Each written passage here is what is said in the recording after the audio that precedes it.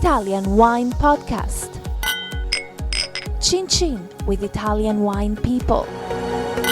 This podcast has been recorded during Vi.Vite, an event organized by the Alleanza delle Cooperative Italiane, the Alliance of Italian Coops.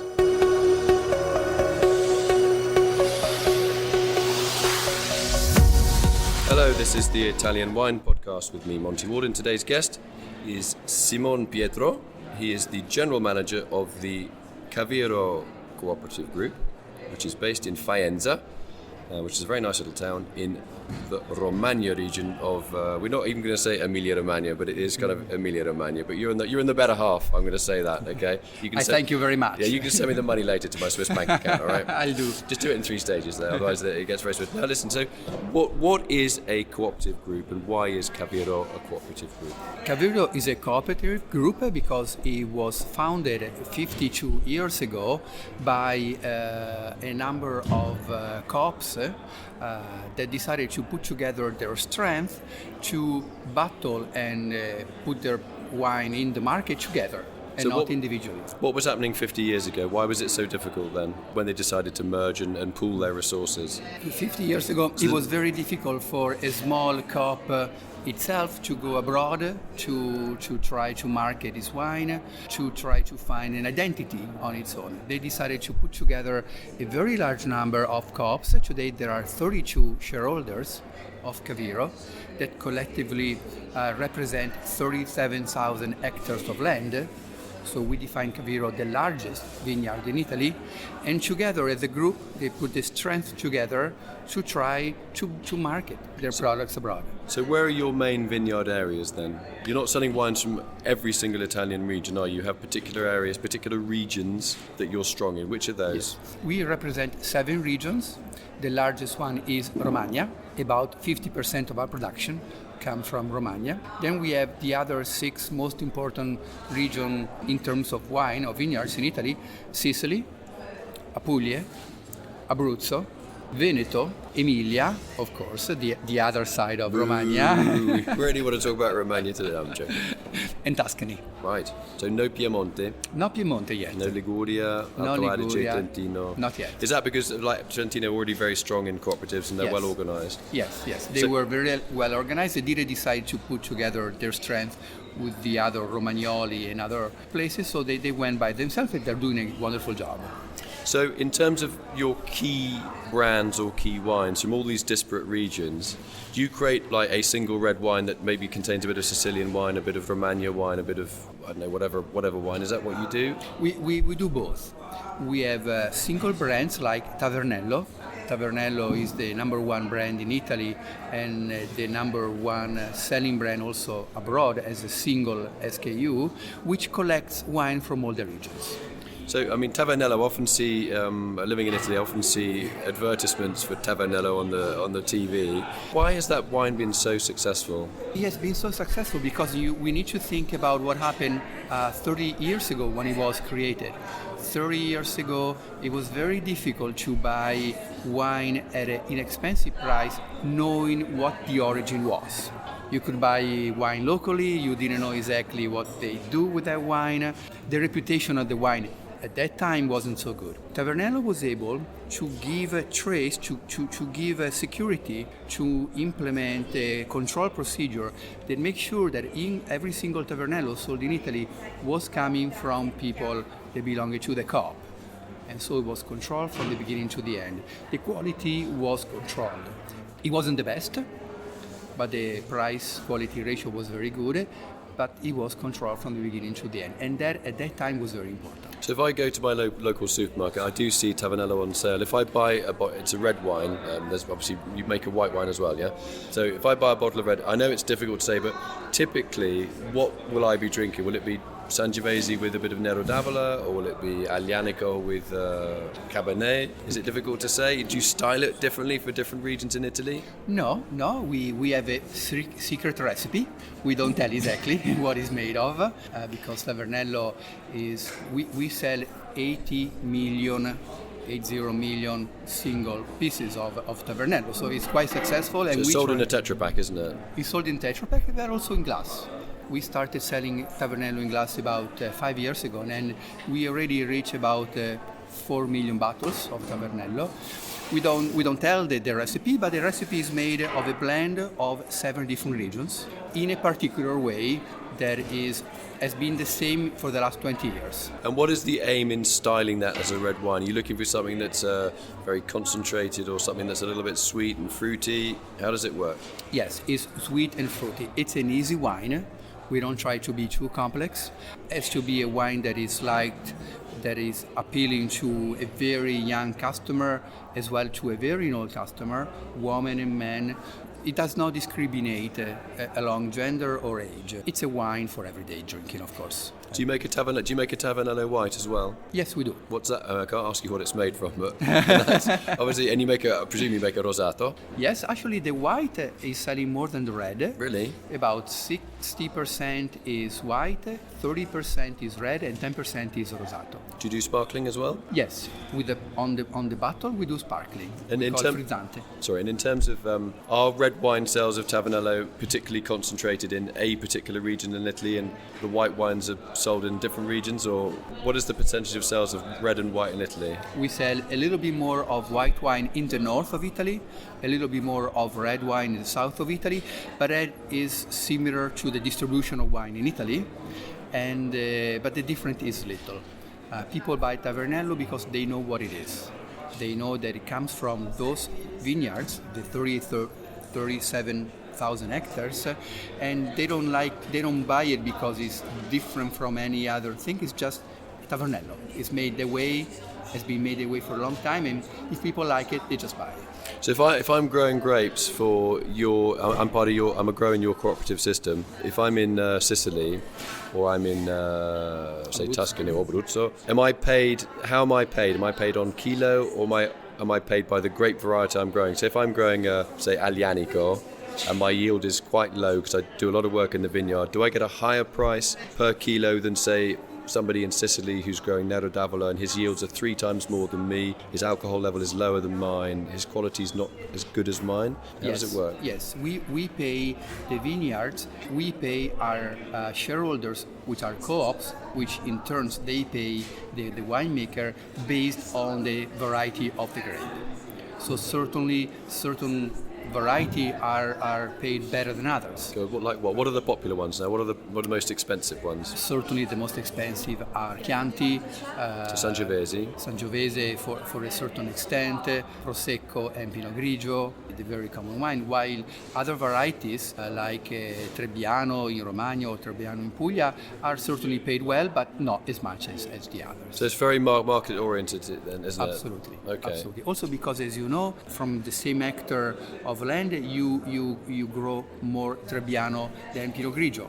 So it's natural that the one type will be paid more than the other because the harvest in quantity is different. What do you think the future is for cooperative wine growing in general in Italy, not just from your perspective at CAVIRO, but in general? Do you think, my impression is that often it's a lot of old white men growing grapes just like their grandfathers did, but they don't have any successors. It's the daughter or the granddaughters are not taking over, they're not interested, there's no incentive for them to do it. They'd much rather be in an office, air conditioned, in front of their iPad.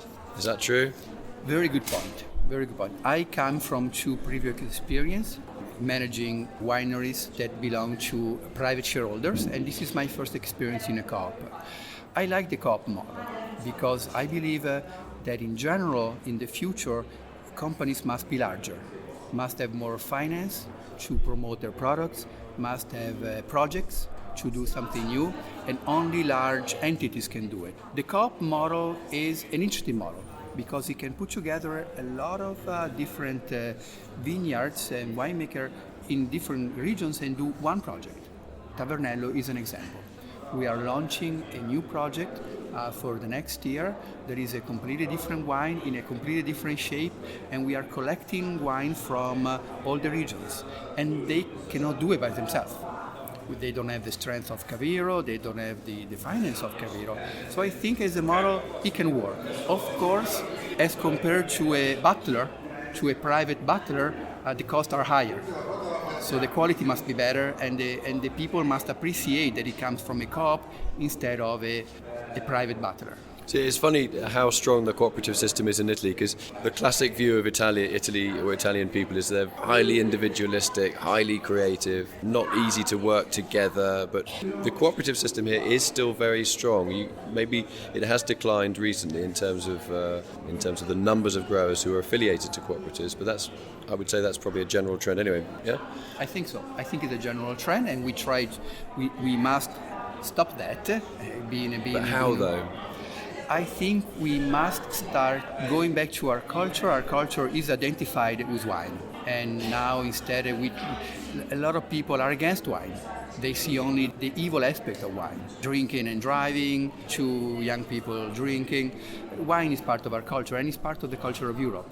So we must try to bring back those values to have a larger number of people drinking, so we have a larger number of people growing grapes. But with climate change, we're going to get wines that have more alcohol. So what about styling? I mean, Tavernello, do you make a low alcohol version or a no alcohol version? Yes, it's very simple. You just harvest a little bit earlier, and so there is less sugar content in the grape and less alcohol at the end.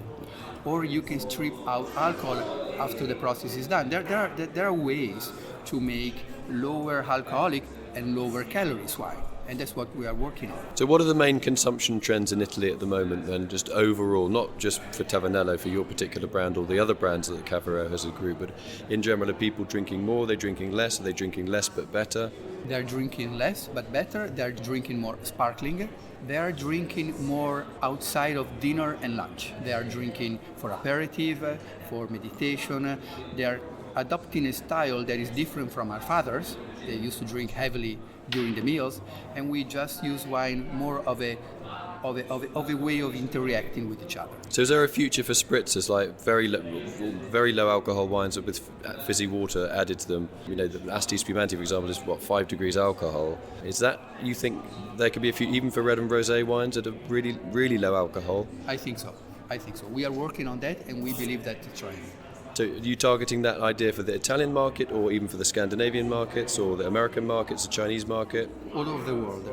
We believe the trend that is all over the world, because people are more concerned about the calorie intake, they're more concerned about being able to drink and still driving, still going to work, and they're concerned about able to drink at a young age, where they come from beer and from other low alcoholic beverages. So we think it's a global trend, and we need to target that with particular products. But isn't one of the ironies, though, that if you're targeting younger people for these, I think what you said makes absolute sense in terms of what the market is saying for younger people, but isn't the demographic of the people growing those grapes the old white men that we traditionally associate with wine cooperatives, and the statistics do suggest that kind of is the main demographic of production. When that generation dies off, who's going to be the one who will be growing the grapes for these low alcohol wines for the younger generation that doesn't want to go and work in a hop field all day long pruning vines or ploughing them? How can you change that? What can you do at a government level?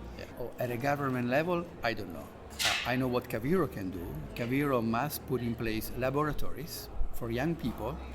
They want to approach vineyards not because their father and grandfather did it. It must not be something that I need to do it because I don't have any other choice. We want to attract young people that come from different sectors and give them the possibility of growing grapes, making wine and selling wine. So when you say a laboratory, you're not actually talking about a laboratory building, you're talking about areas where, like a sort of, not university, but work experience in vineyards. Working experience in vineyards. To give them a taste of what the outdoor life could be. Yes. We believe that even today, for the young generation, for a person of the 25, 30 years old of age, growing vineyards and making wine can be a better job than many other jobs that are around, even if it doesn't come from that tradition. He needs to have somebody helping them to approach the market, otherwise the investment is too high. Because I think the last Tavernello advert I saw on TV, very well filmed, I have to say, brilliant. Thank you. Lovely soft sunlight, and the old guy, classic guy with his beret that had kind of delivered the grapes, and the truck or the trailer taking them away. There were some younger people there, like a very obviously attractive lady, I think, a mum, and possibly with her kids. And I was thinking, are these kids actually going to be able to follow their granddad into the vineyard, or are they just going to go home and drink the Tavernello and switch the football on? It's a very difficult challenge. It's absolutely a difficult challenge. I don't know what they can do at government level. I believe they should stop only looking at the evil, at the bad aspect of wine. Wine has a lot of good aspects, but nobody talks about them. It's much easier to say, don't drink if you are pregnant, don't drink if you are more than 60, don't drink if you're below 18. Nobody says that a good glass of wine at each meal is good for you. Yeah. Okay. And we try to do that as CAVIRO. So, one last question. What is the next, for CAVIRO, what's the next step? What have you got in the pipeline? Any new initiatives that are coming on stream in the future, in the near future? Yes, we have. We are working on a new sparkling wine, because the trend now is sparkling. Something that comes from our base, our shareholders. Something that is new, completely new in taste, in alcohol level, and also in perception. With people, maybe to drink with other aperitif, and it should be launched by Vinitaly this year. Great. So, SimonPietro Felice from the CAVIRO Cooperative Group. It's been a real pleasure to talk to you. Very interesting to hear about Tavernello, which is, if you haven't heard of Tavernello, you haven't lived, basically, because it's such an important part of, everybody knows the word Tavernello in Italy. Nice to hear about that. Great to meet you. And we're definitely on the same page when it comes to the future, both in terms of what people should drink and how it should be grown. I'm very, very into this idea that younger people can get involved in wine. Otherwise, none of us are going to have a job in the future, or anything to drink either, which would be a tragedy. Yes. Really nice to meet you, and I wish you Thank and you, your Monty. group every success, your cooperative group every success, and hope to see you over a glass of Tavernello sometime. We'll do our best. Thank you very much. Thanks a lot. Bye-bye. This episode has been brought to you by Vinitaly 2018, taking place in Verona from April 15th to 18th. Vinitaly is the wine exhibition that helps you discover and get to know Italian wine and features over 4,200 wineries. Follow Italian Wine Podcast on Facebook and Instagram.